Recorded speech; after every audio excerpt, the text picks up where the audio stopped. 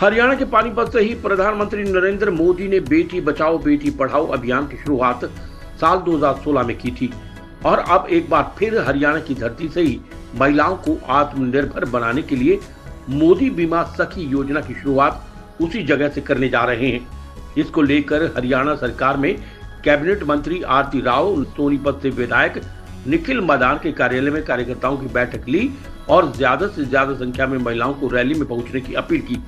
आरती राव ने मीडिया से बातचीत करते हुए कहा कि हरियाणा के पानीपत में प्रधानमंत्री नरेंद्र मोदी बीमा सखी योजना की शुरुआत करने जा रहे हैं और हरियाणा में महिलाओं को आत्मनिर्भर बनाने के लिए 35,000 महिलाओं को इससे जोड़ा जाएगा।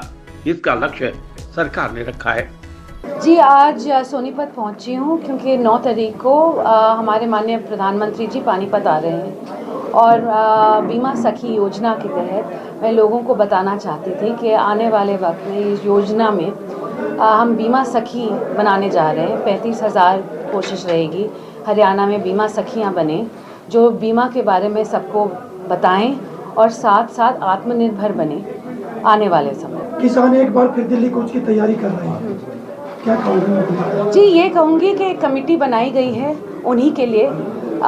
सुप्रीम कोर्ट ने करी है मीटिंग, करी है कमेटी गठित और उन्हीं की सुनवाई उस कमेटी में होगी। उन्होंने मांग की थी और कमेटी बन गई है और हमारे पंजाब हरियाणा के जो रिटायर्ड जज हैं उस कमेटी का हेड कर रहे हैं, उनकी सुनवाई भी हुई थी और जो मांग वो कर रहे हैं वो हम दे रहे हैं। साथ साथ मैं बोलूँगी एमएसपी की जब बात आती है तो 24 के 24 जो भी हमारे यहाँ ग्रेन्स बेचते हैं हम उसकी सारी बिकाई एमएसपी के तहत ही होती है। राष्ट्रपति हैं, उन्होंने भी ये जवाब मांगा है कि वादा किया गया जब 13 महीने ज्यादा किसान बैठे थे, लिखित में आश्वासन दिया गया था, तो मंत्री इस बात का जवाब देंगे किसानों को दिया क्यों नहीं दिया?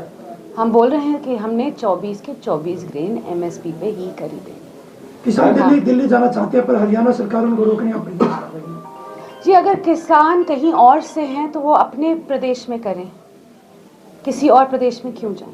सोनीपत का नागरिक हॉस्पिटल खुद बीमार है, यहाँ अव्यवस्थाएं काफी हैं, दवाइयाँ टाइम पे मिलती नहीं है, यहाँ तक कि मरीज जो हैं धक्के खाकर वापस लौट जाते हैं। नहीं, मैंने सोनीपत के अस्पताल के बारे में काफ़ी चर्चा की है, निखिल जी के साथ भी की है हमने काफ़ी चर्चा और एक नए सीएमओ भी लगे हैं यहाँ सोनीपत में आज के दिन और हमने बैठ के चर्चा की थी उनसे कि बहुत सी चीज़ें हैं जहाँ बदलाव आना बहुत बहुत ज़रूरी है। आज के दिन नए सीएमओज आएंगे, उनका अभी आपको मालूम होगा कि 13 या 14 का प्रमोशन हुआ है, तो जल्द ही इस महीने में हम नए सीएमओ भी लगाएंगे और जो भी बातें हैं जो सामने आ रही हैं जहाँ पे हमारी जो भी कमियाँ हमने पूरी करनी है वो आने वाले वक्त में ज़रूर पूरी होंगी और सबके सहसम्मति के साथ।